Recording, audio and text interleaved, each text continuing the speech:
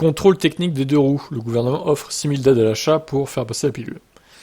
Alors, le contrôle technique sera imposé à tous les motards d'ici 2024. Conscient que cette nouvelle mesure fait largement polémique, le gouvernement tente d'apaiser les tensions. Donc les foyers les plus modestes pourront bénéficier d'une prime de 6 000 € pour l'achat d'une moto électrique. Incroyable. Alors je pense que la plupart des motards s'en foutent de ça, et ils veulent pas passer à l'électrique spécialement.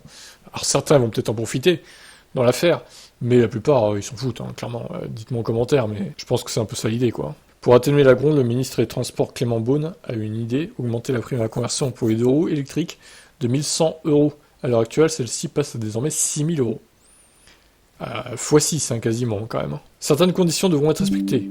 Premièrement, celle-ci ne devra pas dépasser les 40% du prix total du véhicule. Oubliez donc l'idée d'acheter un scooter électrique pour 3 fois rien. Logique. Ensuite, à l'instar du bonus écologique pour les voitures, seuls les foyers les plus modestes, à savoir qui touchent un revenu fiscal inférieur à 14 089 €, pourront prétendre à la prime.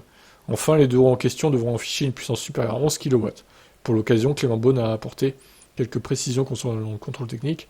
Celui-ci coûtera en moyenne 50 € au motard et devra être effectué tous les 5 ans, dans un premier temps, puis tous les 3 ans. Tous les 5 ans, ça va. Chez les voitures, c'est tous les 2 ans quand même. Il sera moins conséquent que pour les voitures, puisqu'il comptera 4 fois moins de points de contrôle. Bon, très bien. Donc, ça va pas vous plaire, hein, les motards, je pense. Après, dites-moi en commentaire si vous envisagez de passer à l'électrique, que vous restez dans les clous du revenu fiscal. 6 000 € d'aide, en vrai, c'est pas mal quand même. Alors, on sait que les motos électriques sont plutôt chères, pour le coup.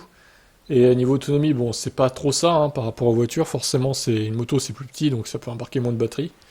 Mais bon, voilà, après, ça peut concerner des gens. Allez, je vous laisse commenter cette news.